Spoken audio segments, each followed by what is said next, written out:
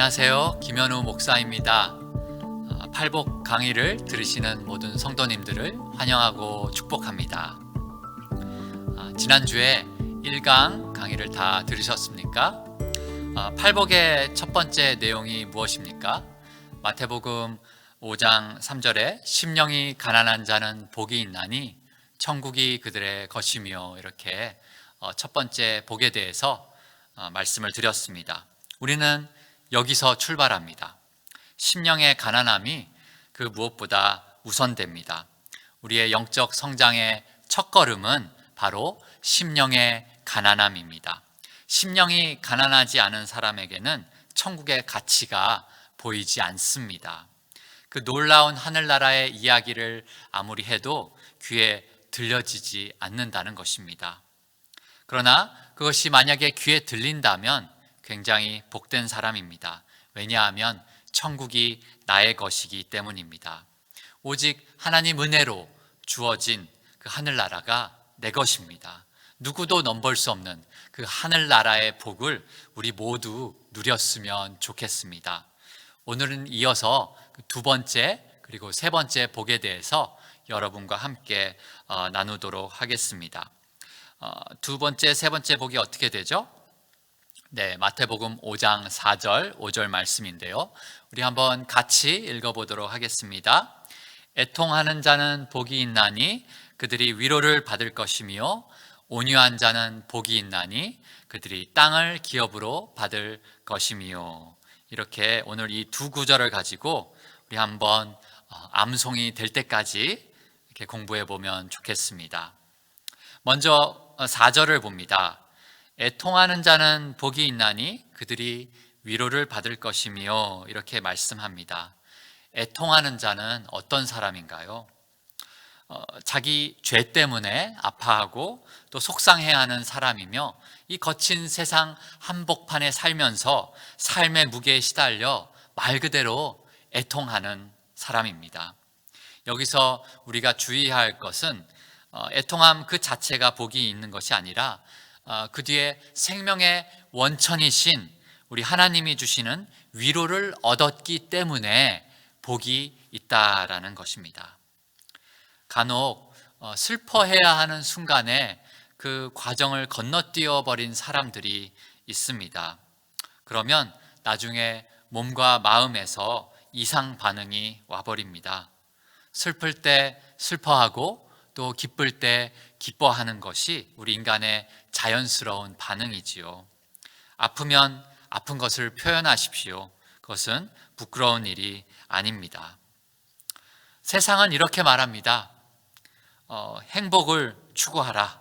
근심거리들을 없애라. 할 수 있는 대로 행복하자 말합니다. 그래서 향락을 즐기는 사람들, 쾌락과 돈으로 채우려는 이들 모두 이 애통하는 마음에서 어떻게든 벗어나려고 합니다. 세상은 먹고 마시고 즐기자 하며 살아갑니다. 세상은 웃으면서 이렇게 말합니다. 죄와 그런 결과에 대해서는 우리 얘기하지 맙시다. 그렇게 하면서 애통함과는 정반대의 길을 걸어가고 있는 것이죠. 예수님 당시에도 그 헬라 철학에서는 애통하거나 슬퍼하는 것을 감정의 기복이 심한 미성숙한 사람의 성품이라고 봤습니다. 물론 우리는 성경 말씀대로 항상 기뻐해야 합니다. 그런데 우리가 하나 살펴봐야 할 것은 그 기쁨이 육신에서 온 것인지 아니면 영혼에서 왔는지 봐야 할 것입니다. 진짜 기쁨은 행복하다고 최면을 거는 것이 아니라 하나님의 은혜 안에서 영적으로 주님과 동행하면서 갖는 충만함입니다. 우리는 얄팍한 기쁨을 찾으려 하면 할수록 하나님과는 멀어지게 됩니다.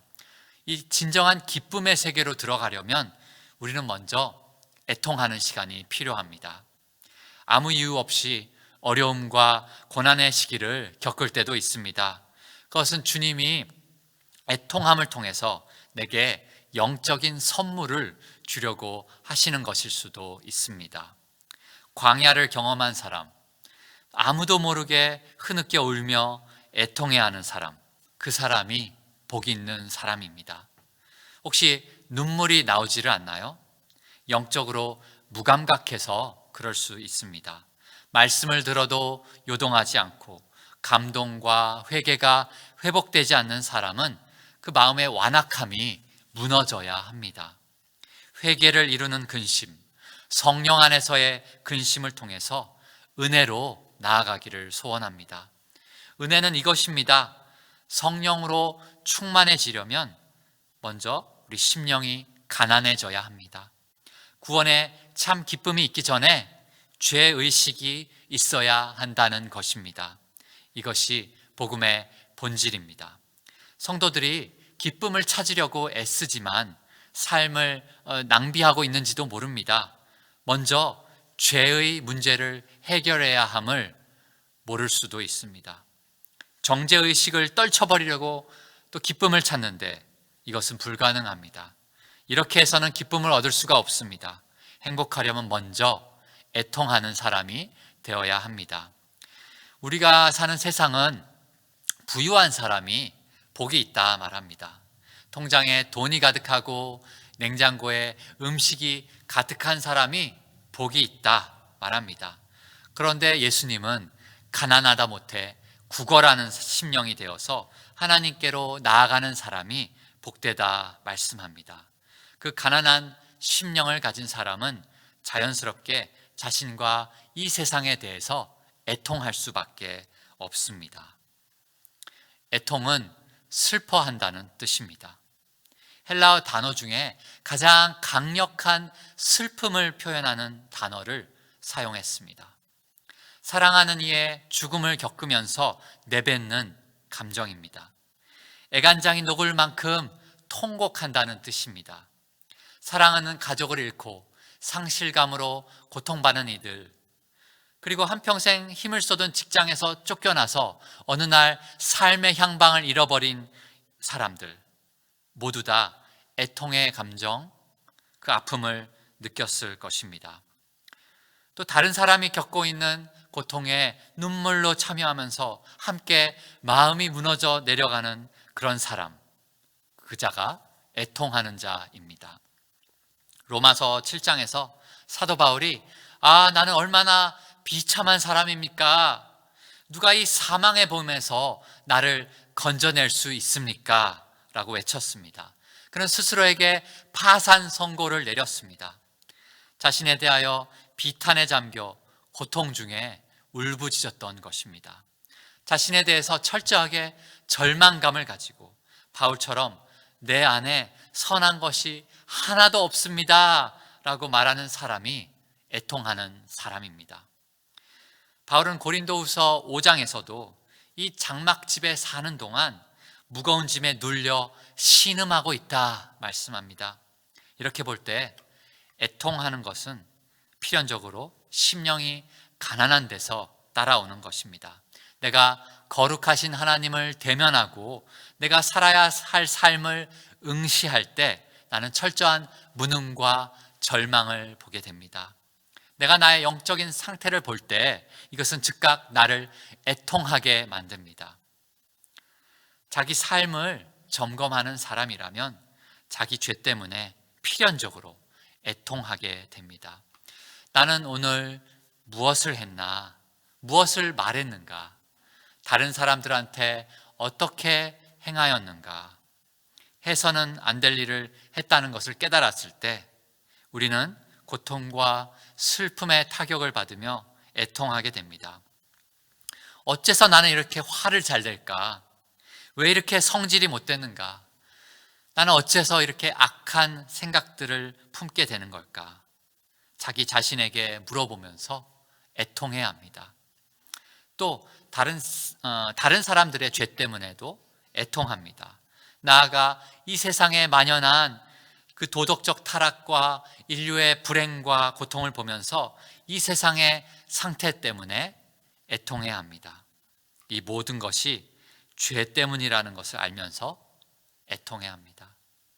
우리는 자신의 비참한 상태에 대해서 영적인 애통이 필요합니다.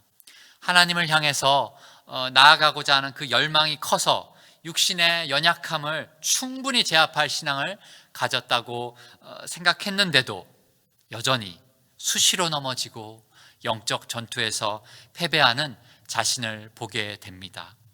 하나님 말씀 앞에 자신을 비추면 비출수록 죄의 모습이 더욱더 커 보이고 영적인 감각은 살아서 주님 앞에 고개를 숙이게 만듭니다. 말씀대로 살아야겠다 결심을 하면 내가 얼마나 부족한 사람인지 깨닫게 됩니다. 내 영혼의 실상을 목격합니다. 이것은 정직한 영혼만이 갖는 축복이라고 생각합니다. 인간은 참 나약합니다. 죄의 영향이 얼마나 큰지 모릅니다. 자기 의지를 내려놓고 그 빈자리에 하나님이 일하시도록 은혜를 구하는 사람이 진정 복된 사람입니다. 주님, 저는 이것밖에 되지 않습니다. 통곡하며 자복하는 이 마음을 가진 사람, 그리고 자기 안에 있는 죄의 힘과 연약함을 숨기지 않고 주님께 가져와 발버둥 치는 사람을 우리 주님은 기뻐하십니다.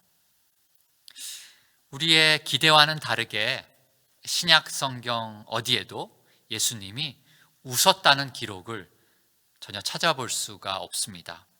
예수님의 전생애를 통틀어서 웃음의 기록은 없습니다.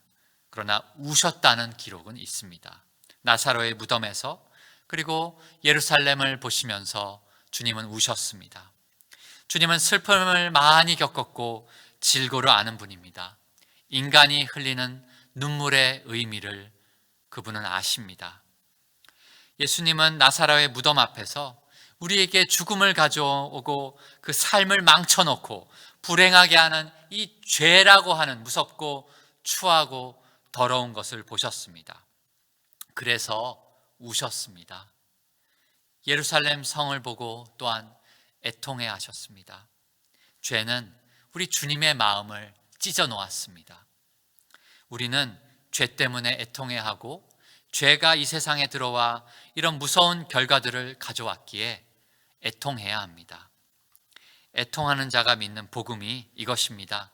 우리는 성령으로 그리스도께서 나의 죄를 위해 돌아가셨으며 나를 위해 변호하셨음을 봅니다. 우리는 즉각 위로를 받습니다. 슬픔이 기쁨으로 변합니다. 죄책이 자기에게 있음을 발견하고는 낙심하고 애통합니다. 하지만 그리스도께로 나아가게 되는 것이죠. 그 순간 주님의 평화와 행복이 들어오며 위로를 받게 됩니다. 이 예수님의 마음을 엿본 사람은 예수님이 무리를 보시고 불쌍히 여기시는 것을 보고는 마음에 동참해서 창자가 끊어지는 것 같은 고통을 느끼는 그런 사람입니다.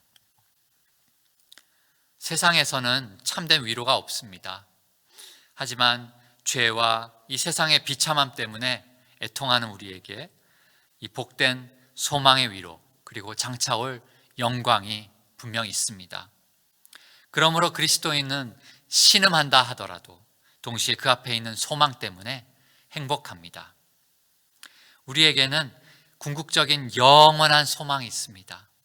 우리는 그 영생의 복을 분명 누리게 될 것입니다. 우리 삶을 해치거나 슬픔과 탄식에 빠질 일도 없습니다. 거기서 모든 눈물을 닦아주시며 영원한 빛 가운데 순수하고 온전한 기쁨과 복의 영광을 우리는 체험할 것입니다. 용서받은 죄로 인한 기쁨, 화해의 기쁨, 우리를 도로 찾으신 것을 아는 기쁨, 영원의 세계를 기대하는 데 오는 그 기쁨을 알게 됩니다. 이 위로라는 단어는 원어로 보면요, 하나님이 자기 옆으로 불러들이신다라는 뜻입니다. 하나님이 자기 옆으로 불러들이신다. 왜 하나님은 유독 애통하는 사람 옆에 바짝 붙어서 인생을 다시 빚어 주실까요? 그것은 실은 하나님의 속성입니다. 인간이 악에 유린당하여 애통해하는 것을 보며 하나님은 함께 고통스러워합니다. 예레미야 31장 20절에 보면 내 창자가 들끓으니라는 이런 표현이 있습니다. 하나님은 책망하시지만 그 마음은 창자가 들끓는 것 같습니다. 하나님이 친히 애통해 하시면서 애통해 하는 사람을 옆에 바짝 붙어 기도를 들으십니다. 나그네, 고아, 과부, 가난한 자들이 줄이고 애통하는 것을 보면 창자가 끊어지는 고통을 우리 주님이 함께 겪으십니다. 이 죄의 상태 때문에 애통하는 사람은 회개하려는 사람입니다. 아니, 이미 회개하고 있습니다. 참으로 회개하는 사람은 주 예수 그리스도께 인도함을 받습니다. 그는 자신의 철저한 죄성과 절망을 보고 구주 예수님을 찾습니다. 애통의 의미를 먼저 알기 전에는 예수님을 나의 구주로 알 수가 없습니다. 아, 나를 이 비참한 지경에서 건져주신 하나님, 나를 이 사망의 몸에서 건져내신 하나님, 우리 주 예수 그리스도를 통해서 나를 건져주신 하나님 감사합니다. 이런 고백이 터져 나오는 것입니다. 우리가 참으로 애통해야 한다면 우리는 즐겁게 될 것이며 위로를 받을 것입니다.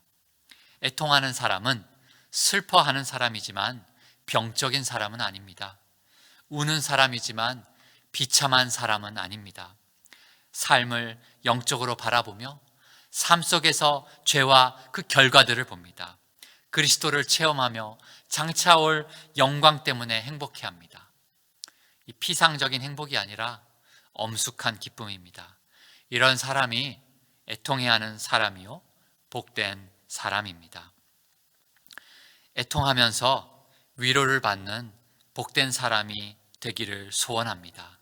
이런 은혜를 누리려면 날마다 말씀의 은혜로 나아가고 또 성령께서 우리 안에 죄를 보여주시도록 하나님께 기도해야 합니다. 주 예수 안에서 충만함을 누리도록 우리는 기도해야 합니다.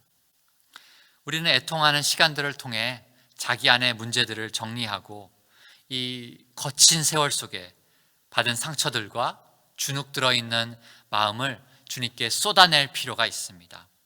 애통하는 시간에 머물러서 상처와 아픔을 예수님 안에서 승화시켜야 합니다. 애통함에서 벗어날 때 우리는 이전보다 더 강한 믿음으로 자라날 것입니다.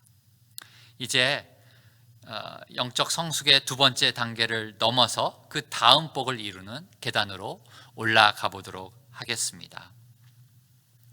이제 5절을 봅니다.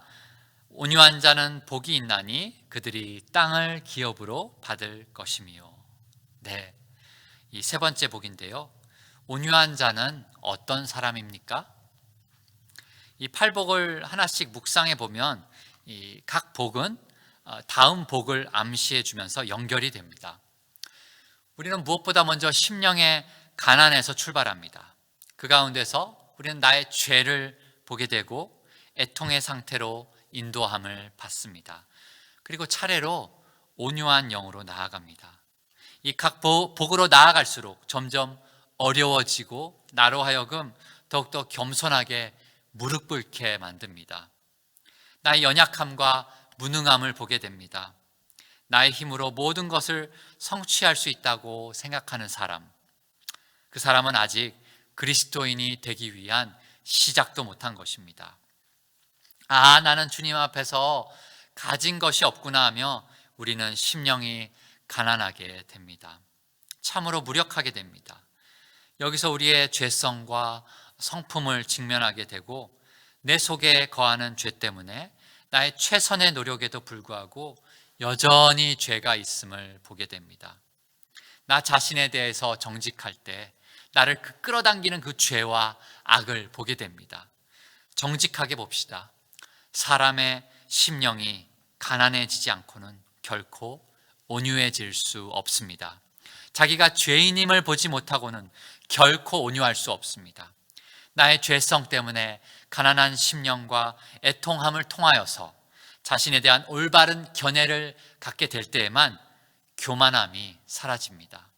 온유한 사람은 교만하지 않습니다.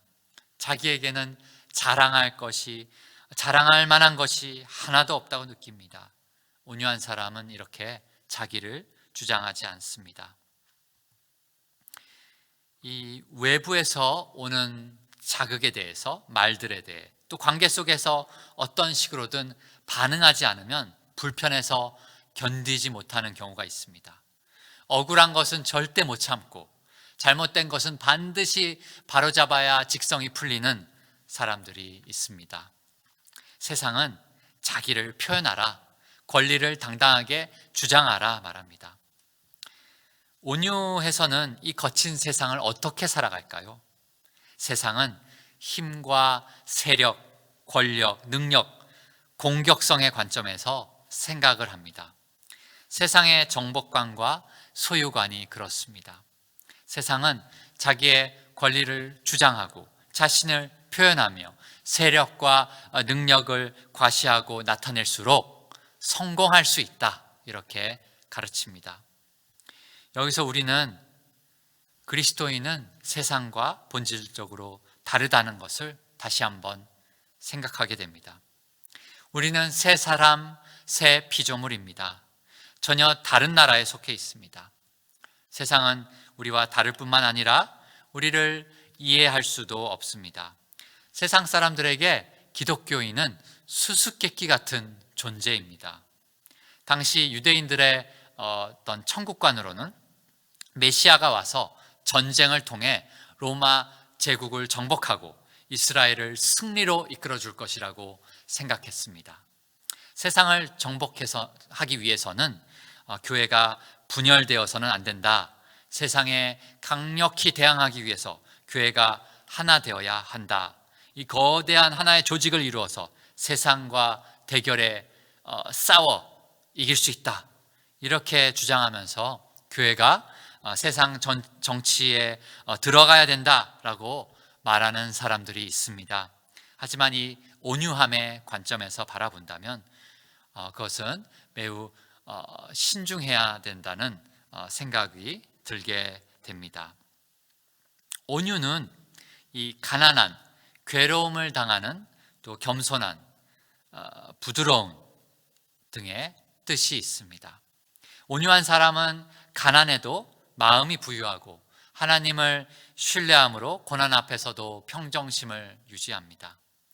공평하신 주님께 모든 것을 맡기고 그분을 바라보며 그분의 도우심을 기다립니다.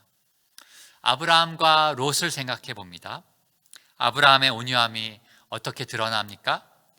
그는 자기 조카 롯이 원하는 대로 먼저 선택하게 하지만 한마디 불평이나 불만이 없습니다. 모세는 어떻습니까? 땅 위에 모든 사람보다 가장 온유한 사람이다 라고 성경은 말씀합니다. 그는 권력을 휘두르지 않고 또 자기를 비방하는 사람들에게 오히려 침묵했습니다. 하나님께 아뢰고 그분이 해결해 주시리라는 내적 신뢰가 있었습니다. 하지만 하나님이 모세를 곧바로 쓰신 것은 아닙니다. 광야에서 그는 40년이라는 긴 세월을 보내면서 하나님이 그를 온유한 사람으로 빚어가셨습니다. 모세 안에 있는 가시와 독을 다 빼내는 작업을 하셨습니다. 우리도 주님 안에 머물러서 주님과 사귀는 시간들이 필요합니다. 다윗은 어떻습니까? 그는 자기가 왕이 될 것을 알았습니다. 그는 기름 부음을 받았습니다. 그러나 사울 왕과의 관계에서 온유함을 결코 잃지 않았습니다. 다윗은 자기 인생에 대한 판단을 하나님께 맡겼습니다. 늘 하나님을 사모하는 영성으로 나아갔습니다. 온유는 우리의 본래적 기질이 아닙니다. 온유는 성령께서 만드시는 것입니다. 원래 태생적인 것이 아닙니다. 온유한 것처럼 보이는 사람들이 있긴 합니다. 그러나 그들은 성경에서 말하는 온유한 사람이 아닙니다. 아니하거나 무기력한 경향을 보이는 것일 뿐입니다. 온유는 상대방의 마음에 들고 친절하다라는 것을 의미하지 않습니다. 생물학적으로 동물들도 온유해 보일 수 있습니다. 애완견이 싹싹해 보인다고 해서 그것은 온유가 아닙니다. 또는 어떤 사람이 자, 우리 모두 갈등을 피합시다. 소소한 견해 차이는 다 덮어버리고 우리 모두 부드럽게 즐겁게 행복하게 삽시다 라고 말한다고 해서 온유하다는 것도 아닙니다. 오히려 온유한 사람들은 진리의 위대한 수호자들이었습니다. 순교자들은 온유했지만 결코 약하지 않았습니다. 강하지만 온유한 사람들이었습니다. 예수님이 말씀하셨죠. 마태복음 11장 28절 29절에서 수고하고 무거운 짐진 자들아 다 내게로 오라. 내가 너희를 쉬게 하리라. 나는 마음이 온유하고 겸손하니 나의 멍에를 메고 내게 배우라. 그리하면 너희 마음이 쉼을 얻으리니. 네, 나는 마음이 온유하고 겸손하니. 예수님의 전생애에서 우리는 그분의 온유함을 보게 됩니다. 온갖 박해와 경멸과 조롱과 야유를 다 참으셨습니다. 상한 갈대를 꺾지 아니하시고 꺼져가는 심지를 끄지 않으시는 분이십니다. 주님은 스스로 겸손하여서 종과 같이 되셨고 십자가를 지셨습니다. 이것이 온유함입니다. 빌립보서 2장 4절에도 사도 바울이 여러분 이 마음을 품으십시오. 곧 그리스도 예수의 마음이니 이렇게 말씀했습니다. 예수님은 하나님과 동등됨을 주장하지 않았습니다. 늘 자기 이익을 구하며 방어적 태도로 살아가는 사람들과는 다릅니다. 온유한 사람은 자기 연민에 빠지지 않습니다. 다른 사람이 자기를 아무리 나쁘게 말해도 그것을 나쁘다고 생각하지 않습니다. 다른 사람들의 말이나 행동을 두려워할 필요가 없습니다. 온유한 사람은 하나님께 그리고 다른 사람에게 늘 고맙게 생각하는 사람입니다. 온유는 다른 사람들을 대하는 나의 태도와 행동에서 드러납니다. 예수님은 참으로 온유하고 겸손하신 분으로서 이 세상이 지금까지 보아온 가장 사랑이 많은 또 접근하기 쉬운 분이셨습니다. 온유는 보복하려는 마음을 완전히 버리는 것입니다. 예수님을 생각하면서 부당한 취급을 당해도 인내하고 오래 참는 것을 뜻합니다. 온유는 주님을 바라보면서 항상 배우려는 그런 사람입니다. 땅을 기업으로 받을 것이다. 이것은 상속받다, 유산으로 얻다 이런 뜻입니다. 네, 온유한 사람은 하나님의 나라와 그분의 뜻이 이 땅에 이루어지기를 간절히 열망합니다. 온유는 모든 것을 하나님 손에 맡기는 것입니다. 주님이 갚으실 것입니다. 아무것도 가지지 않은 자 같으나 모든 것을 소유한 자로 살아가는 것입니다. 우리는 하나님의 자녀요 하나님 나라의 상속자입니다. 우리는 약속의 땅을 반드시 소유할 것입니다. 이 땅에서 고난 당하더라도 장차 주님과 함께 새 하늘과 새 땅에서 왕노릇할 것입니다. 온유한 자에게 하나님은 당신의 일을 그 인생 속에 이루어 주십니다. 불순종과 죄악의 땅에서 예수님이 새로운 땅을 시작하셨습니다. 오늘 우리가 발딛고 있는 이 현실 속에서 그 땅을 이루어내도록 함께 하십니다. 우리는 자기 힘으로 온유해질 수 없습니다. 속세를 떠난다고 해서 온유해지지 않습니다. 성령이 아니고서는 어느 누구도 우리를 겸손하게 할 수 없습니다. 성령이 아니시면 아무도 우리의 심령을 가난하게 그리고 우리의 죄성 때문에 우리를 애통하게 만들 수 없습니다. 오직 성령께서 우리에게 그리스도의 마음을 주십니다. 온유함은 여러분이나 제가 만들어낼 수 있는 것이 아닙니다. 성령께서 우리 속에서 이루시는 하나님의 성품입니다. 온유는 성령께서 직접 만드시는 열매입니다. 그러므로 우리는 늘 성령을 사모해야 합니다. 말씀을 묵상하고 온유하신 주님을 바라봐야 합니다. 겸손하게 그리고 정직하게 내 모습을 주님께 고백하며 나의 자아를 십자가에 내놓고 예수님을 내 마음에 모실 때 그분의 온유함이 임할 줄로 믿습니다. 이 말씀과 기도로 나아가는 시간에 내 안에 그 도끼와 울분과 가시를 다 뽑아내 주십니다. 주님과 사랑의 교제를 하면 할수록 혈기가 떠나가고 그분에 대한 신뢰가 쌓이고 그 신뢰가 온유한 성품을 만들어냅니다. 네, 이렇게 첫 번째 복과 두 번째 복의 단계를 거치면서 우리는 내적인 성품을 소유하게 되고 그것이 세 번째 복에서 외적 성품인 온유함으로 표현됩니다. 우리는 하나님과 깊은 교제 속에서 이 세상이 강팍하고 거친 곳으로 보여지지만 하나님에 의해 움직이고 있음을 깨닫게 됩니다. 내가 여태까지 주님의 사랑과 보호의 날개 아래 자라왔구나 깨닫게 됩니다. 내가 예수 그리스도로 인해 받아들여진 사람이라는 것을 알게 되면 비로소 나 자신을 용납하고 사랑할 수 있게 됩니다. 온유함이란 가난한 심령과 또 애통하는 심령을 통해서 생긴 이 내적인 힘과 내적 확신이 외적인 성품으로 자연스럽게 자라난 것입니다. 온유함으로 이 하나님 나라의 삶을 살아내기를 바랍니다. 하나님은 우리를 사랑으로 받아주십니다. 그 사랑에 대한 확신을 가지시고 이 땅의 모든 상황들을 넉넉하게 받아내시기를 바랍니다. 오래 참고 견디며 그리스도의 몸된 교회를 함께 세워가기를 원합니다. 네, 그럼 우리 이 시간 마치면서 우리 4절, 5절 말씀을 한번 같이 암송해 보도록 할까요? 준비되셨나요? 시작. 애통하는 자는 복이 있나니 그들이 위로를 받을 것이며 온유한 자는 복이 있나니 그들이 땅을 기업으로 받을 것이며. 아멘. 네, 이 말씀대로 애통함으로 하늘의 위로를 받고 또 온유함으로 이 삭막하고 얼어버린 이 땅을 녹이는 주님의 축복의 통로가 다 되시기를 우리 주님의 이름으로 축원합니다.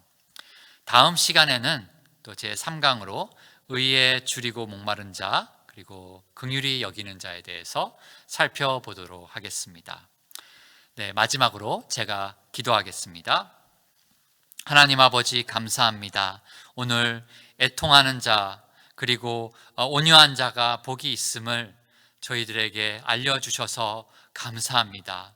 하나님, 우리의 심령이 가난하여져서 주님 앞에 나아갈 때 거룩하신 하나님 앞에서 우리 죄와 우리의 연약함을 볼 수밖에 없음을 고백합니다. 아버지, 죄로 말미암아 또 죄의 결과들로 말미암아 애통하는 심령으로 주 앞에 나아가게 하여 주시고 그때 하늘문이 열리고 하늘로부터 오는 하나님의 위로를 받게 될 것을 믿고 감사합니다. 주여, 또한 그때 우리의 이런 내적인 성품을 통해서 아버지 내적 신뢰를 통해서 온유함이라는 외적인 성품이 나타나리라 믿습니다. 하나님, 온유한 자는 아버지 땅을 기업으로 받을 것이라 말씀하셨는데 주여, 우리 모든 하나님 나라의 백성들에게 하나님의 약속의 땅을 허락하시니 감사합니다. 주여, 그 약속의 땅을 아버지 온전히 성취해 가기 위해서 날마다 하나님 나라의 삶을 살아낼 수 있도록 저희들에게 인내를 더하시고 믿음을 더하여 주시고 주님의 한량없는 사랑을 우리 마음에 부어주셔서 이 세상의 어떠한 고통에도 고난에도 불구하고 그렇게 꿋꿋하게 믿음으로 신앙의 길을 걸어갈 수 있도록 하나님 축복해 주시고 온유함을 온 지상에 나타낼 수 있도록 축복해 주시옵소서. 감사하며 예수님의 이름으로 기도합니다. 아멘. 네, 여러분 강의 들으시느라 수고 많으셨습니다. 다음 주에 뵙겠습니다.